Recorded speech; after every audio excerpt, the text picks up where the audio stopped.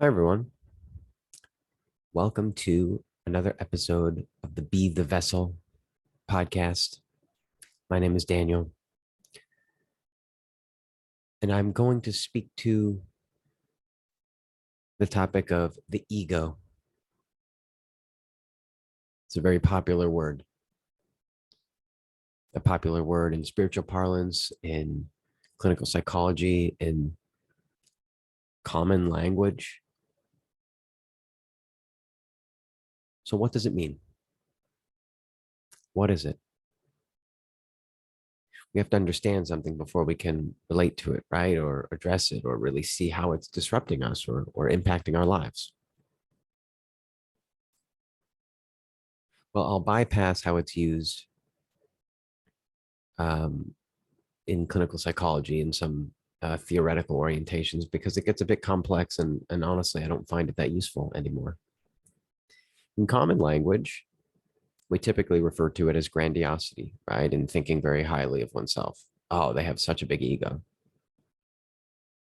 And sometimes we relate that to the personality disorder, narcissism, right? Oh, they're so narcissistic, they have a huge ego. And then sometimes, if the person using this phrase has a bit more understanding or depth in what a narcissistic style of personality actually means, they may fill this sort of character portrayal in with insecurity underneath all the grandiosity. So, oh, they're projecting, they're talking a big game, but underneath they're quite insecure and have all these unresolved issues that leads them to need to sort of portray themselves as such. And then if we continue with this sort of more narcissistic identity that such a person can feed and feed the ego, but it's never satisfied. It's always wanting more. It's always wanting more praise, more validation, more success, more approval, more power. And those things can be true relatively. Those things can certainly show up in the personality. We all have different personalities and we all wrestle with different elements and sort of character portrayals. And that can certainly be one. And we certainly see that uh, throughout society. There are some obvious names come to mind, right? So I'm going to speak to what I consider to be the more spiritual perspective, which is really an overarching, a universal perspective, which considers that we all have an ego, that ego is actually a natural um, evolution of the human experience, unique to human beings, contributing, which parallels the uniqueness of the human mind in the ability to be aware that we are aware. In other words, to be self-aware. To my knowledge and understanding, no other creature on earth has that capacity. Now, there are levels of consciousness and levels of cognition and thought and behavior and things like that, such as many know that according to DNA, we're very close to what is it, chimps or something like that. But that apparently small difference matters, from my understanding, that no other creature, no other being is aware that they are aware in the way that humans are. And with that self-awareness comes a certain proclivity or power in the mind, though it's actually more of a weakness. You see, the mind is quite susceptible. It's quite suggestible. As you may come to know at this point, the mind can be conditioned. Our our entire personal reality is dictated by conditioned beliefs uh, that may reside below our level of awareness, but nonetheless exist within us, stored in the body, influence our thinking from early life, from ancestry, and then We can get into all the karmic stuff, but it's not so necessary for this episode. So the mind is suggestible. It's powerful and suggestible. It's both. And as many great teachers have spoken to, and in my current readings and study, you might call it, I've come to this knowing as well. The ego is like a virus to the mind. The mind is not inherently good or bad. It simply is and actually allows us to connect to our spiritual presence, because the mind is not body. The mind is something, the mind actually communicates through body. Mind is a non-physical element, which makes sense to you, right? On some level, even if you don't know what mind is really, you know it's not physical. You can't really touch mind or see mind. Consider mind to be the content of all of your thoughts and perceptions.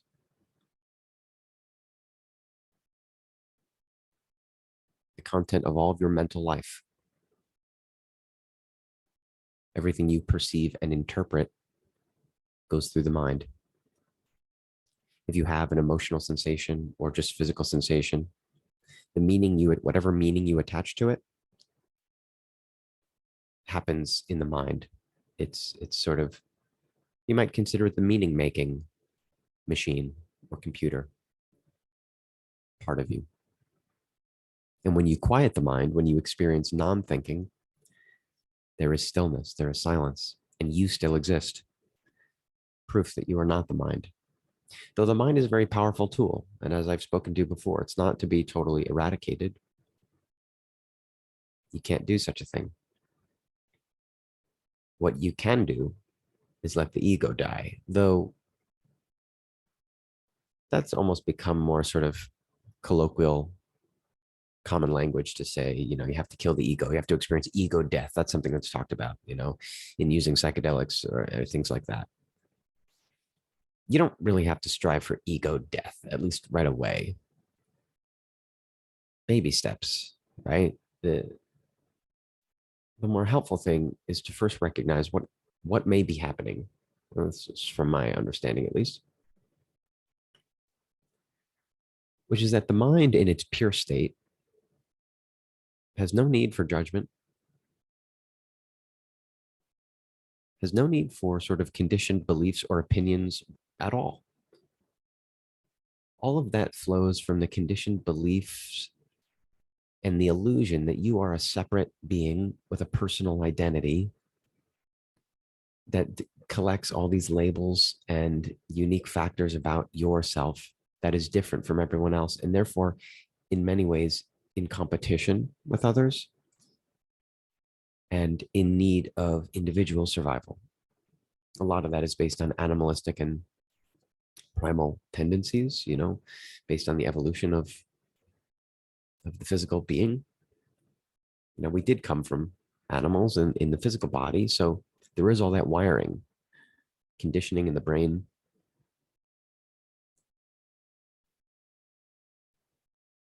And in some ways, all of that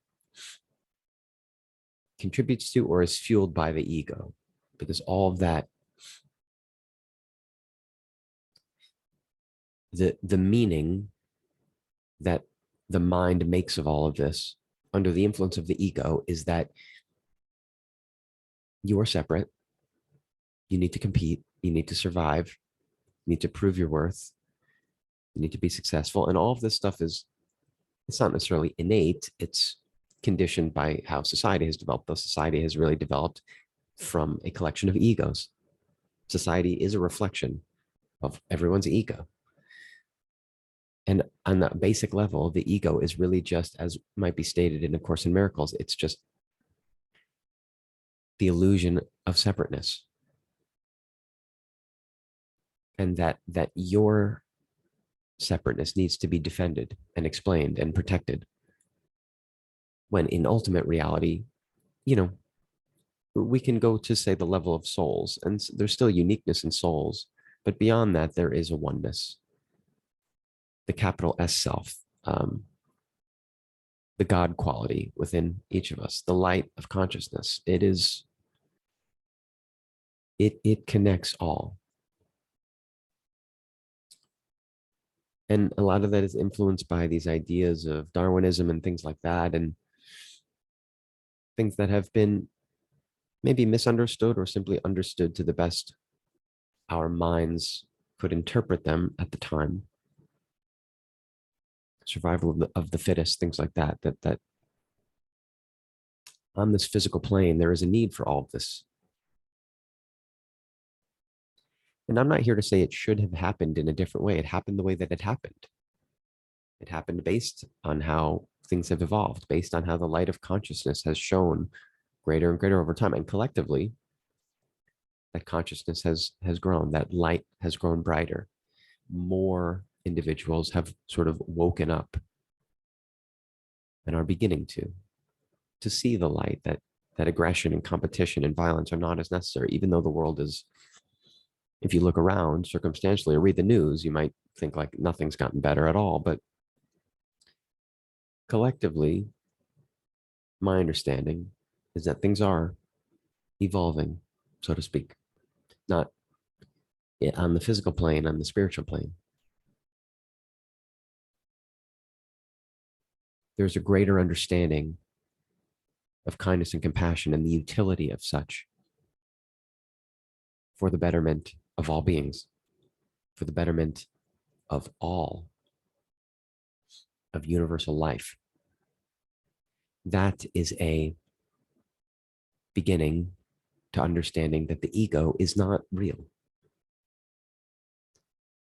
The personal identity of Daniel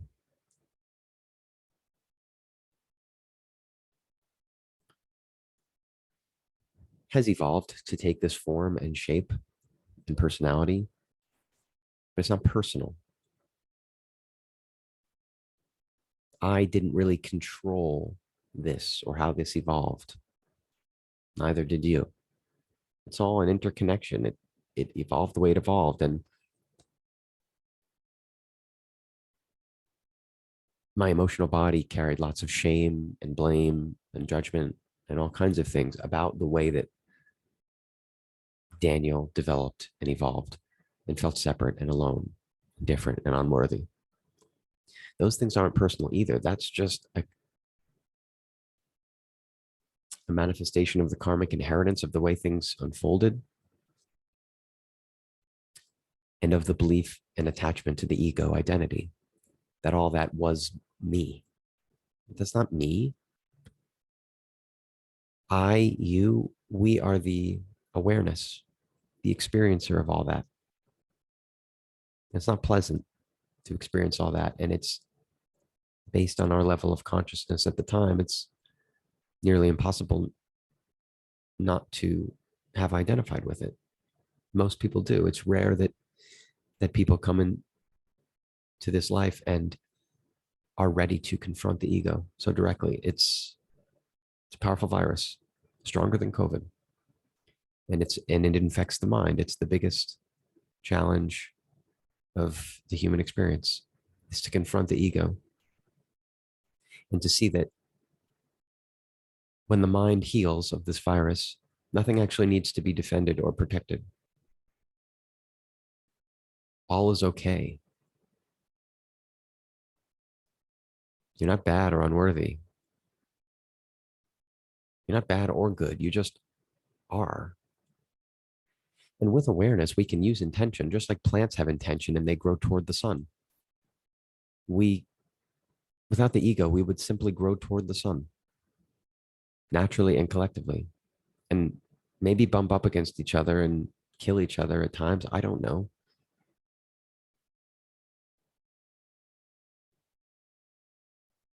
But we wouldn't take it personally.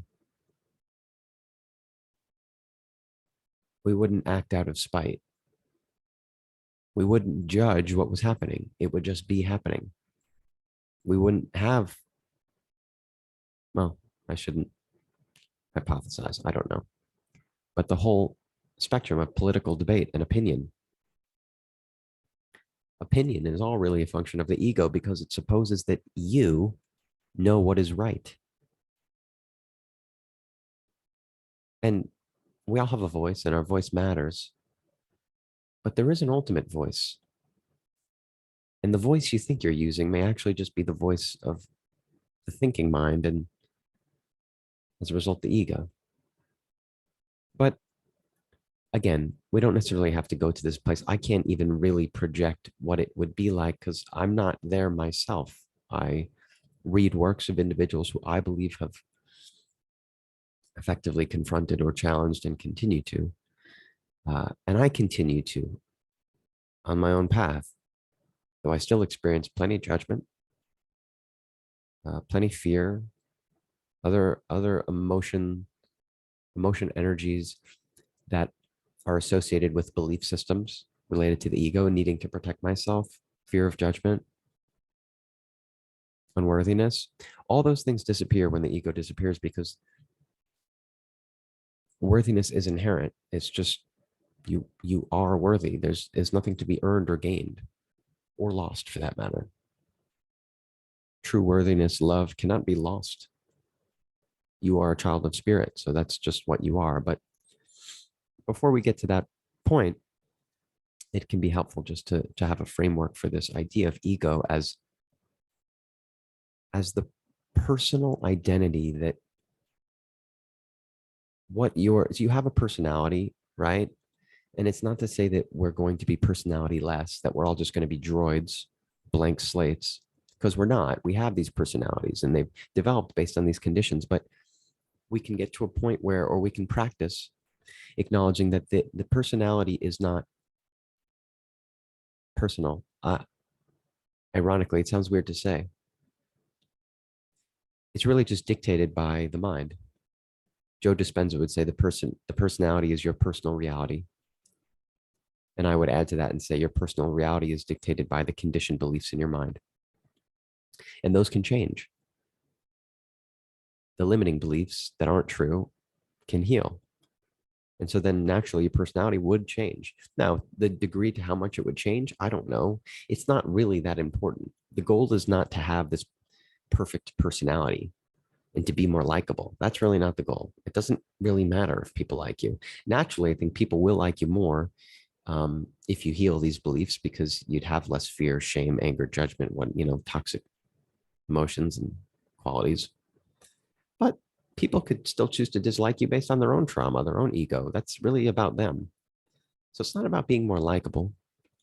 It's about being more peaceful, more at peace, more in bliss, more in love, and therefore being a model for others to do the same. It's really about being more of service to yourself and others.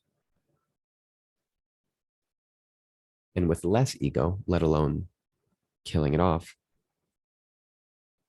there is less striving, chasing, needing likes on social media, doing things for secondary gain, for money. Now, again, we live in human bodies and we have needs, survival needs. But when we start to practice healing the virus of the ego and allowing the mind to embody its true state and actually support the deeper truth of who we are, the deeper knowing, life becomes more at ease, graceful. Abundance can flow to and from us without all these limiting beliefs and stories about that we're sort of karmically up against.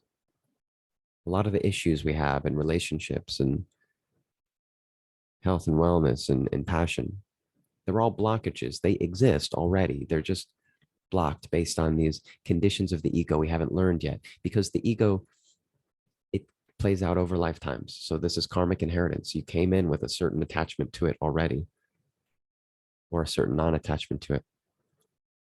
And so whatever you're up against, you've been up against for however long you've been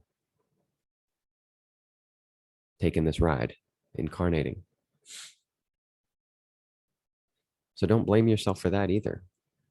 If you have I have a pretty big ego.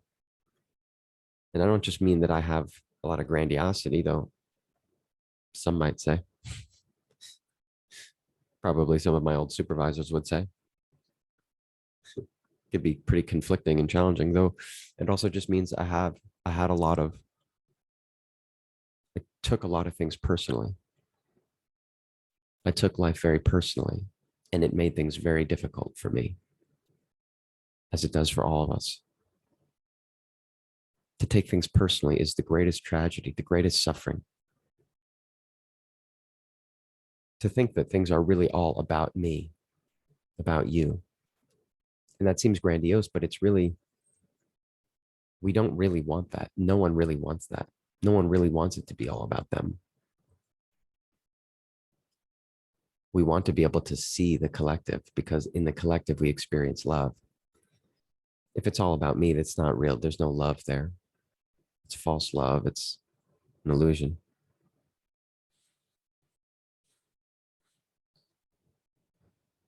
So I guess one way of speaking to it is really practicing seeing it's not just a strategy to not take things personally. It's to see that that's actually the reality, that it's really true that it's not about you, that nothing is really about you. Even if people think it is, it doesn't,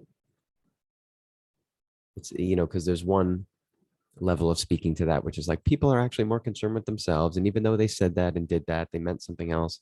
That can be true, relatively true too. But even if they think it's about you, there's a million factors that go into any happening, any event, things you can't possibly see or control. No one can. It's the unfolding of the universe, of the light source consciousness within all of us, of the conditioning of all of us. No one chose. I, on some level, we speak to sort of karmic inheritance and the higher self and things like that. We can choose to incarnate to learn more lessons, but regardless, not on an ultimate level, we're just experiencing this. We're witnessing this. It's all unfolding from ancestry, from past life inheritance. It's all just unfolding. No one really signed up for this journey. And so we're all just interacting, playing out our conditions and beliefs and traumas and attempting to learn our lessons. Some more aware of it than others, but that's not better or worse. That's just where they're at. So it's really not personal. That is the first basic and most foundational step in understanding this virus that is the ego. And, using the word virus, it makes it sound really, I mean, it does lead to suffering, but it's not bad. We don't need to judge the ego. We can play with it. We can smile at it, laugh at it, even watch how it pulls us down into these fake arguments that aren't real or happening, preparing to confront our family members or our friends or our partners and attempt to take these positionalities that defend ourselves and try to keep ourselves looking good. That's where all the effort and strife comes from, trying to keep our personality looking good in the public eye. It takes so much effort. And when we start to loosen that and let go of that, there's much more natural grace and flow because we've saved ourselves so much energy of having to protect what cannot be protected. It takes so much energy because we can't actually do it. No one's actually successfully protected the ego. It's inherently flat, fragile. As some would say in like A Course of Miracles, it knows it's a lie. The ego knows it's not real. So it's always working to protect itself. It's always using the mind, using, running this virus through the mind computer to continue to try to protect. And that's why we are all so susceptible to cults and fanaticism and fundamentalist belief, because we all want to be saved so badly, to believe in something that will save us, that will make us good. It's all just an illusion of the ego mind, the idea that we're not already good or that something even needs to be protected or defended.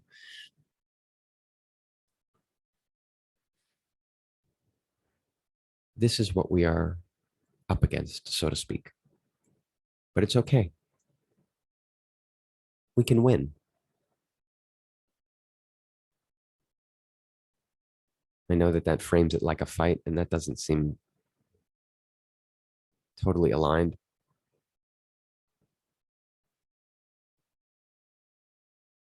we can survive the ego. We can dance with it. We can heal the mind. We have that power, that innate capacity to know ourselves, to know thyself. We have that. That is within us. Hopefully, this provides some sense of a framework for this journey, because it's can be at least a lengthy one, but start where you're at. Start to recognize where your ego might be creating an illusion. Start to reflect on the stories your mind keeps telling you. Are they true? Do you really need to defend all these positions? The emotions get triggered. So it feels so real. Trust me. I just was doing it a lot today, this afternoon. I do it every day. My mind does. And I keep pulling it back and showing it. That's not real. That's not happening. As Michael Singer would say from a podcast of his, if it's not happening outside, I won't let it happen inside. Keep seeing the fantasies the mind takes you into, the arguments you think you need to have or win or should have said something differently, or whether you felt you looked bad or were embarrassed. It doesn't matter. And attempting to win those battles is just feeding into the ego. Because if you felt like you've won one battle, one positionality, one argument, if you felt right in one context, and that's a very personal thing for me, I have for a long time identified with being right and feeling right. And it's a real place of suffering, because, what is right these days? Good luck with that mission. I'm attempting to let go of that. As my mother said to me one time when I was caught up in the throes of being right, I hope you'll practice choosing love over being right. And that was, I would say, one of the most enlightened things my mother has said to me. And she's said many enlightened things. So, but that one really struck me. So true. So, so true. Choosing rightness will only lead you deeper into the ego and will fuel the ego, because it's the ego's idea that you are right about something. About what? About the way you think you see the world, which is just based on your personal reality. There's so much context greater than you. So many things unfolding beyond what you can see, beyond what the mind can comprehend. In ultimate reality, there is no rightness, there just is. And you can begin to touch that, but it's in a much different way than you think, than the ego thinks. The ego cannot know, can only think and attempt to protect and survive. And it will never do it. So it will be a constant battle. So as long as you're battling, you're an ego. So one tool might be to practice surrendering. Continue to surrender wherever you're at. Notice when you're in tension. Notice when you're trying to figure something out really hard and stress and work at it and determine what's right. And invite a little humility in and acknowledge maybe this isn't for you to solve. Maybe it's not something to be solved. Maybe all of it's an illusion. Maybe both sides are wrong. And maybe that's okay. Maybe the best service, the highest medicine you can give to the world is to practice letting go of this attachment to rightness, to opinions, to your personal identity, to making something of that that's better than others. It's not to say you can't call things to fruition, to be abundant, to create something of your life that's beautiful. That's what I'm here to do as well. But it comes from a different source, not from a need or striving for accolades or attention or even accomplishment. It's just because it's unfolding. Because to go against that, to go against it, like you're on the wave, to go against the wave would be silly. I mean, if you were called just to live under a bridge and if that was the highest service in medicine you could give to the world, you would know it. It would feel aligned. But likely there's something else for you to give and bring to the world and work for or toward or with. Not out of some power hungry or money hungry drive, which will never be satisfying enough, but out of love, out of grace, out of knowing that you are already enough and can pursue life, can create, because it's a beautiful thing.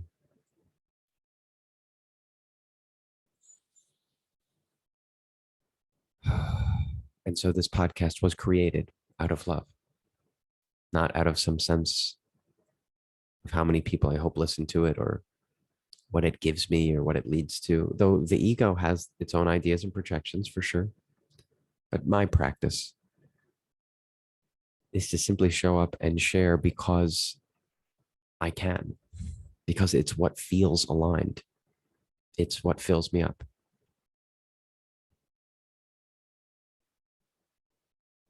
So my hope is you glimpse a possibility and a capacity within yourself to do the same.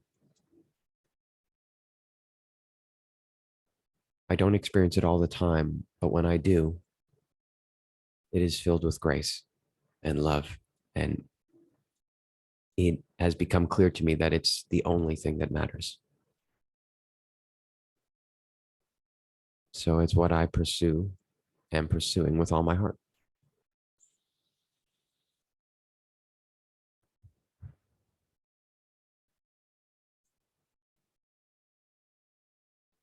May this be a gift, an invitation, and a medicine for all who need to hear it.